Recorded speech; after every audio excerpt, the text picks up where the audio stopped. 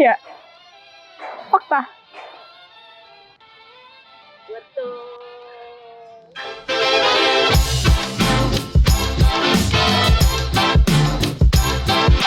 Halo semua, kenalin namaku Syahdan Sudiarto Akrabi. Aku dari Teknik Sipil Angkatan 21. Aku Firda dari Teknik Infrastruktur Lingkungan Angkatan 2021. Perkenalkan, nama aku Dini Naili Ajeda dari Angkatan 2020, Prodi Teknik Sipil. Perkenalin, nama aku Yolanda Singkop Sihotang. Biasanya sih dipanggil Yola dulu. Aku dari Angkatan 2017. Sekarang aku kerja di BCA. Perkenalkan, saya Fahmi Amarozi, saya dosen teknik sipil dengan bidang keahlian transportasi. Mbak Dini lebih milih kuliah offline atau online? Online. Kuliah offline. Kalau aku sih offline ya, soalnya kan bisa ketemu teman-teman yang lain. Soalnya kalau kuliah offline tuh materi yang didapat tuh lebih masuk lagi ke otak. Sama satu lagi bisa ketemu teman-teman. Yang pasti itu dong. Ya.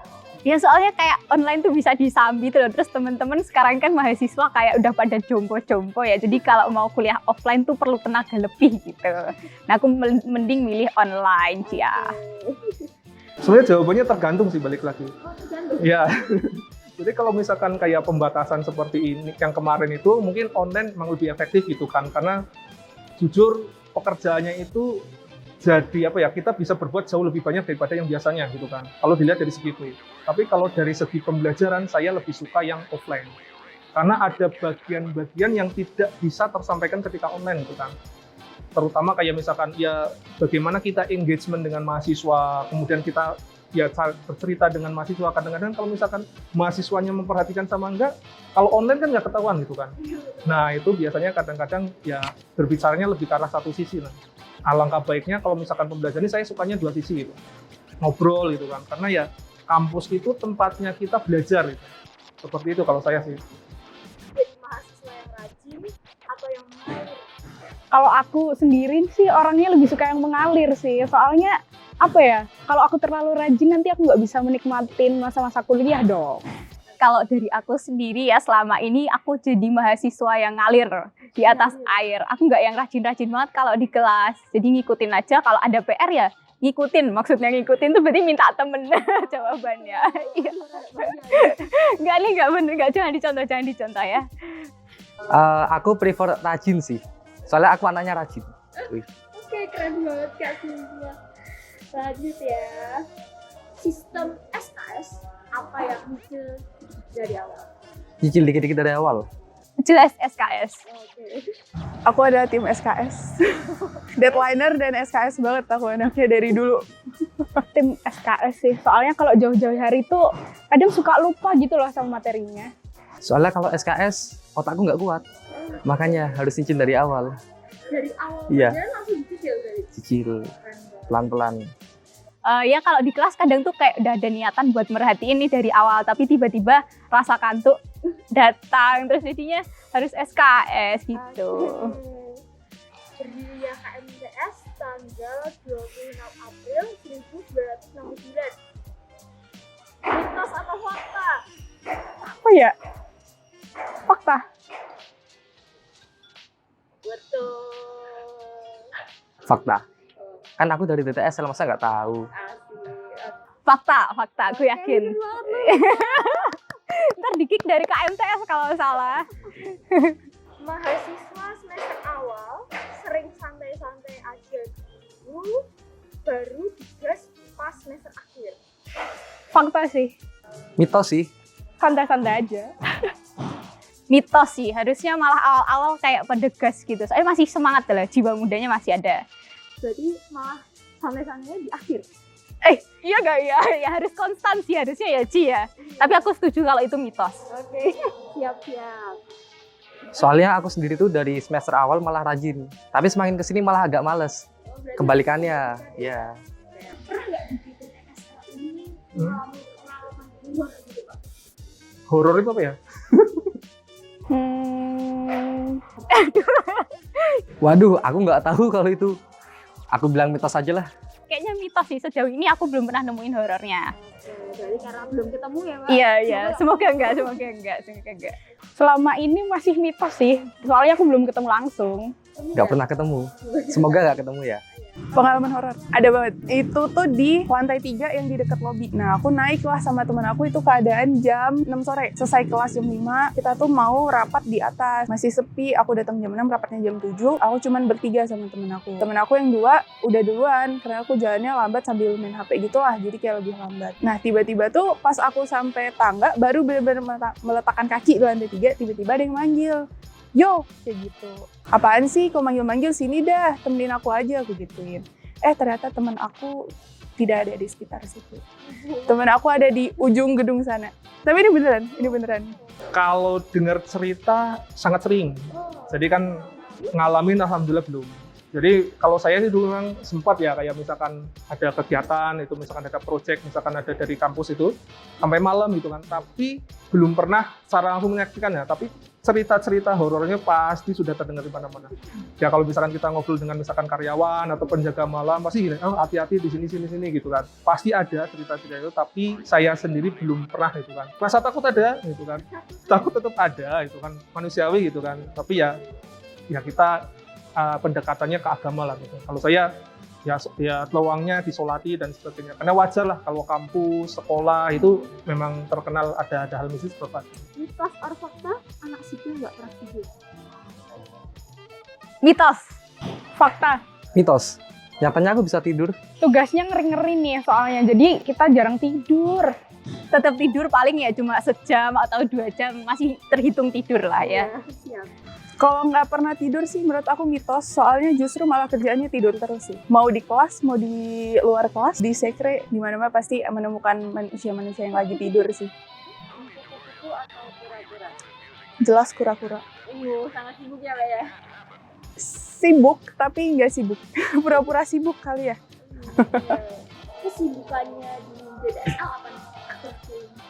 Tugas, Praktikum, praktik studio. Paling sering sih sibuk overthinking ya, soalnya bebannya makin banyak. Terus Magang kleperon. CIA, dan HUT, KUT. Lagi persiapan buat MPM ini, kan mau ada MM istimewa buat bahas KMTSL. coba-coba cari skill baru Ci, lewat organisasi atau lewat lomba-lomba atau kegiatan lain lah yang ada wadahnya. Jelas kalau di DTSL kan banyak ya wadahnya. Alasan paling parah Mbak Dini ninggalin kelas apa tuh? Tidur sih. Ketiduran pas kelas. Paling makan. Tidur ya, udah jadi alasan paling umum, paling sering tidur. Kalau nggak makan tidur, udah paling itu sih. Tiba-tiba aja udah di admit tuh, kan ketar-ketir ya tadi. Jarang banget aku merhatiin kelas. Wah, parah banget ini. Jangan ditiru ya, jangan ditiru. Pernah nggak sih Mbak di kelas? Pernah dan sering kali ya. Maaf ya Bapak Ibu yang menonton, maafkan saya karena terinfluence oleh teman-teman ya. Dan terkadang tuh kita pasti punya bad day. Kayak terkadang kayak, aduh nggak usah lah kelas. Tapi jangan keterusan ya guys. Momen apa yang bagi kamu tuh tidak terlupakan selama kuliah 1 tahun ini? Gak ada sih, gak ada momen yang spesial banget kalau menurutku. Kalau aku mungkin waktu makrab prodi ya, kita bisa kumpul bareng-bareng tuh nikmatin satu malam bareng-bareng gitu sih. Sama apa ya, UTS offline kemarin tuh bikin aku deg-degan banget. Jadi kayak kerasa banget gitu vibes-nya. Paling tak terlupakan sih momen sama temen-temennya ya Cia. Aku tuh punya temen yang suportif di sini, jadi aku nyaman-nyaman aja. Aku ikut organisasi di pengurus KMTS, nah itu aku di bidang 3 juga, itu punya temen-temen yang selalu ngedukung aku gitu ya. Dream-teamku lah selama ini gitu. Itu sih yang paling tak ingat. Ada banyak sih sebenarnya nggak dilupain ya, terlalu banyak kenangan dia di sipil ya. Yang paling pertama banget aku dapet itu kaget tiba-tiba ternyata absen aku jebol. Absen jebol tuh jadi nggak sadar, skip terus. Ternyata udah jebol tidak bisa ikut ujian. Kan batasnya ada 75%. Nah aku ternyata ada di 70. Momen paling memalukan yang pernah dialami Mbak Dini selama kuliah ini? Jatuh dari tangga basement. Ih, parah, sakit banget itu. Aku pernah nggak sengaja mencet on mic pas kelas. Tuh aku lagi di luar tuh, kan berisik banget. Aku nggak sengaja on mic, suaranya masuk. Ada rabes gitu kan. Terus aku inisiatif nih share sound musik. Tapi tuh aku lupa kalau aku share sound, terus aku nyetel VN-nya temenku. Padahal temenku tuh lagi gibat. Parah banget itu. Kan nyetel musik, terus aku tinggal gitu sebentar ke kamar mandi. Ternyata VN-nya tuh keputer sendiri. Malu banget. Terus temenku untung langsung nge-unsend gitu. Lanjutannya jadi nggak keterusin gitu loh. Ini pernah atau nggak pernah nih Mbak cilok sama teman satu angkatan? Kayaknya pernah sih, tapi ya udah enggak sih. Ada aja. Aduh. Ngalir aja lah, enak-enak jadi teman. Pernah dong, ya masa nggak pernah? 2 kali. Aduh. Pernah? Itu tuh di semester 1 di Gamtek, gambar teknik, berawal dari aku punya teman dekat, tapi aku sama teman dekat aku ini tidak sekelompok, tapi aku sering ngerjain tugas bareng si teman dekatku ini. Ternyata kenalan lah sama seseorang di kelompok sebelah itu, dan jadilah benih-benih cinta terjadi. Aduh. Sejauh ini belum sih. Yang mau daftar boleh ya. Apa sih yang paling kamu sukai dari kuliah offline selain ketemu teman-teman? Ada nggak? Ada. Tentunya dosen tuh memberi materi bisa lebih jelas lagi. Sehingga tuh materi masuk kita tuh bisa lebih masuk lagi dan kita paham akan materi itu gitu. Mungkin abis kelas kita bisa cabut langsung ngerjain tugas bareng, bisa langsung main sama temen-temen juga, bisa makan bareng gitu sih. Keserawungnya sih ya, aku nih tipenya termasuk ekstrovert ya, senang berinteraksi sama orang, terus aku merasa tersanjung aja gitu kalau bisa kenal sama bapak-bapak yang jaga basement, itu ada Pak Nugroho, terus bisa kenal sama bapak-bapak yang di lab, terus ketemu adik-adik, teman-teman seangkatan, Mas Mbak juga senang. Apa sih suka dukanya jadi mahasiswa di TSA UGM? Suka dukanya ya? Sukanya sih awal masuk banget nih ya, vibes-nya pasti keren banget dong. Jadi anak teknik, apalagi sipil, pasti yang dibayangin tuh kayak, wah keren banget nih gue bakal bawa-bawa tabung gambar. Terus pasti sukanya tuh ya ketemu banyak orang dari background-nya tuh beda-beda. Itu sukanya banget yang awal aku rasain di sipil. Baru dukanya itu ya setelah masuk di sipil ternyata tugasnya banyak. Dan deadline-nya semuanya mepet. Itu sih kalau dari aku. Sukanya dulu ya, sukanya dari dosen itu sebenarnya ya kalau kita punya idealisme itu bisa tersalurkan. Enaknya di situ. Jadi kalau kita bisa idealisme kita nyampaikan ke mahasiswa dan ketika menyampaikan ke mahasiswanya itu antusias, enak, kemudian itu jadi kebanggaan tersendiri. Terutama kayak dulu saya pernah kayak misalkan setelah mahasiswanya itu lulus itu kan datang lagi ketemu saya thank you gitu, cuma kayak gitu aja ngobrol, oh saya dulu mahasiswanya Pak Fahmi gini. Nah itu sebenarnya jadi kebanggaan khusus gitu kayak gitu. Duka seorang dosen sebenarnya masa klasik lah kalau dosen itu. Jadi kalau dosen itu ibaratnya pekerjaan tuntutan yang diberikan itu jauh lebih banyak daripada penghargaan yang dia dapatkan. Misalkan teman-teman di sini ada semua misalkan cerita dengan dosen muda dan sebagainya, mungkin wah ini disuruh kerja banyak kerjaan, tapi rewardnya masih sedikit gitu kan. Itu mungkin terjadi tidak hanya pada dosen, tapi kayak guru-guru tuh kayak gitu. Hingga kadang-kadang dituntut, ayo Pak ini, padahal penghargaannya nggak ada gitu kan. Makanya hanya misalkan kita memanfaatkan ya, niatnya itu balik lagi tidak ke arah penghargaan, ya kita niatnya ibadah. Kalau niatnya ibadah, insya Allah bisa. Tapi kalau di niatnya udah masalah ada finansial, wah lupakan jadi dosen itu nggak akan pernah bisa. Kok mata kuliah paling favorit itu apa Mbak? Mata kuliah paling favorit aku itu adalah mekanika tanah 1 dan mekanika tanah 2. Dan fondasi kayak semua mata kuliah geoteknik deh, aku seneng sih. Paling sulit itu mekanika bahan. Karena mekanika bahan itu menurut aku itu benar-benar intinya dari teknik sipil kan. Hitungan-hitungan dan semua yang perlu kamu tahu tuh ada di situ. Jadi kompleks aja sih, nilainya susah di aku. Siapa dosen paling favorit? Dosen favorit ada 2 nih. Dosen yang pertama itu Pak Ali Waluddin dan yang kedua adalah Pak Fikri Faris. Pak Ali itu asik banget orangnya dan mengenalkan aku ke dunia-dunia alumni. Berkat Pak Ali aku kenal banyak orang, bisa koneksi sama orang di luar teknik sipil. Nah kalau Pak Fikri itu dosen pembimbing terbaik dan terbest pokoknya Pak Fikri. Mungkin dari mahasiswa teknik sipil menjadi dosen sekarang di teknik sipil itu boleh ceritakan secara kita. Oke, well, sebenarnya dulu saya cita-citanya itu belum dari awal itu jadi dosen itu belum ada cita-cita belum. Jadi kalau saya awal-awal itu memang kalau mayoritas sih angkatan saya itu cita-cita awal pasti pengennya kontraktor, konsultan dan sebagainya. Tapi itu cita-cita itu berubah seiring dengan berjalannya waktu itu. Jadi awalnya saya itu ya kita mulai dari asisten dulu, jadi asisten praktikum, mata kuliah dan sebagainya itu. Kemudian setelah saya menjadi asisten, kemudian saya TA gitu kan. Nah setelah TA itu saya menjadi asisten dosen. Dulu jadi asisten dosennya Pak Joko Murono, gitu kan. Kemudian setelah lulus S1 saya ditawari program beasiswa unggulan dari Dikti. Dulu saya mendapatkan beasiswa ke Swedia. Nah itu dulu proyek rintisan, seperti itu. Nah dari proyek lintas itu alhamdulillah saya lolos gitu kan, kemudian dan biayanya itu gratis. Nah kemudian dari itu endingnya Pak kita diminta untuk mengabdi gitu kan, ada 2N+1 seperti itu. Nah itu saya dulu diminta memilih antara ke Kemenhub ataukah di departemen gitu kan. Nah, akhirnya dengan berbagai pertimbangan saya milih di departemen gitu kan. Akhirnya saya istilahnya magang gitu loh.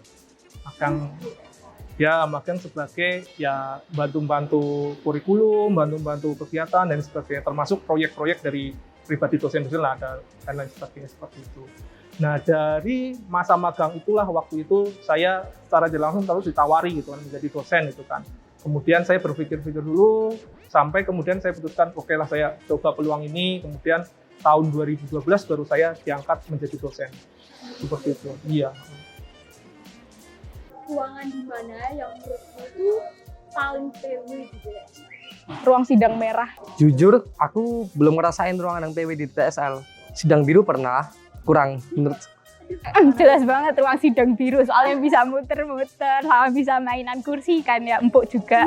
Itu dingin, kursinya empuk, jadi kita kayak bisa enak gitu. Kalau ruangan apapun, aku dulu saya kira kita kan lagi dibangun, itu di ruangan kit. Ruangan kit itu di bawah sih. Kalian kayaknya udah nggak tahu deh. Di ruangan kit itu dulu saya kira sementara kita itu tuh paling nyaman, paling PW. Soalnya bisa melakukan apapun, mau dari tugas sampai mau tidur tuh bisa. Tapi kalau kelas kayaknya aku yang di lantai 2, yang dekat ke balkon ngelihat ke sekre, 210 ya. Nah, di situ sih kalau kelas aku paling PW di situ. Apa kok bisa milih DSL gitu? Keren aja gitu kelihatannya, kan singkatannya DDSL ya, kerasa apa ya, D-nya apa ya, the best lah pokoknya. Padahal pakai T ya kalau the best. Segi apa ya, luasnya aja tuh seperempatnya teknik, gimana nggak keren coba. Terus kita juga punya dosen-dosen yang mumpuni, ke anak-anaknya yang berintegritas ya insya Allah. Terus kalau di DTSL ada KMTS, kalau di departemen lain nggak ada kan. Kalau menurut aku, teknik sipil lingkungan ini bedanya sama departemen lain tuh ini sih gedung-gedungnya, budayanya di sini gitu. Karena kita di sini kan ada kayak 6S gitu kan. Buat sama orang lain tuh biar bisa lebih sopan santunnya tuh lebih terjaga gitu loh. Teknik sipil itu sedikit lebih berbeda dibanding yang lebih spesial lah ibaratnya seperti itu, karena menurut saya, kalau saya sipil itu bidangnya itu dekat dengan kehidupan sehari-hari. Mulai dari bangunan, gedungnya, transportasinya, jadi itu dekat dengan kehidupan sehari-hari dan kita membutuhkan, terutama untuk pembangunan, merawat dan lain sebagainya. Kalau kita belajar tentang itu, ya mau apapun ketika kita sudah lulus pasti ilmunya akan kepake. Seperti itu sih menurut saya. Pesan nih untuk teman-teman, adik tingkat, mungkin kakak-kakak juga. Buat mahasiswa ya berarti ya. Ya pesan dari aku, cocok gak sih aku berpesan ke teman-teman? Pokoknya intinya teman-teman dijaga solidnya ya, karena kan sipil solid, dijaga 5S-nya. Kalau ada masalah diselesaikan secara kekeluargaan. Misal adik-adiknya salah, monggo Mas Mbak bisa diingetin. Mungkin diingetinnya dengan cara baik-baik juga gitu. Semoga tetap solid. Tetap semangat aja sampai akhir, walaupun emang berat banget ya kayaknya kuliah di DTSL ini. Waduh, tetap semangat aja lah. Untuk Mas Mbak kakak tingkat, sukses selalu dan semoga dilancarkan segala urusan perteknik sipilannya. Dan untuk mahasiswa baru, selamat dan semangat berdinamika di DTSL. Manfaatin DTSL itu buat kalian explore, buat kalian belajar, karena DTSL pasti mau mensupport kalian kok dalam bentuk apapun. Mau itu secara secara dari untuk belajar gitu, ataupun di luar itu mau dari art kalian, itu pasti mereka support kalian banget sih. Jadi jangan disia-siakan. Kamu punya nggak sih harapan untuk KMTS ke depannya? Harapannya sih semoga makin sukses, makin solid. Ya intinya yang bagus-bagus lah buat KMTSL ke depannya. Untuk ulang tahun ke-53 KMTS, semoga KMTS dapat menjadi himpunan yang selalu memberikan pelajaran berharga bagi para anggotanya dan tentunya selalu mewadahi segala aspirasi masyarakat DTSL. Sebelumnya selamat ulang tahun buat KMTS yang ke-53 ya, bener kan? Pokoknya semoga bisa jadi wadah untuk teman-teman KMTS untuk lebih berkembang lagi di sini. Terus semoga panjang umur. Pokoknya semoga suka dan dukanya teman-teman tuh ya di KMTS gitu bisa jadi cerita buat anak cucunya nanti. Terus semua orang yang ada di dalam sini bisa jadi keluarga. Udah sih paling gitu. Mungkin saya pesan ya untuk teman-teman KMTS berarti ya, mungkin teman KMTS ya, ini kalau jadi mahasiswa itu kan ya, mahasiswa itu kan kalau saya tolong jangan berfokus mencari nilai saja gitu kan, jadi fokuslah pada proses belajarnya. Nah di dalam KMTS itu kita belajar tidak hanya proses belajar dari segi keilmuan, tapi proses pendewasaan diri. Nah, aspek itu yang kita nggak dapat di dalam kuliah. Nah, proses menjadi lebih bertanggung jawab, bisa kita misalkan community engagement, kemudian mengontrol omasya dan sebagainya. Nah, itulah yang sebenarnya diperlukan ketika nanti kalian itu lulus dari perguruan tinggi. Karena pasti kerja, jadi misalkan jadi bos, jadi pengelola, manajer dan sebagainya. Nah, faktor-faktor dan kemampuan itulah yang sebenarnya perlu kalian tingkatkan. Nah, Anda masuk KMTS, satu langkah yang sudah tepat sekali. Jadi lanjutkan, terus semangat, dan buatlah program-program yang out of the box yang bisa memajukan KMTS dan mengharumkan nama DTSL. Mungkin seperti itu. Terima kasih, Ya. Pak.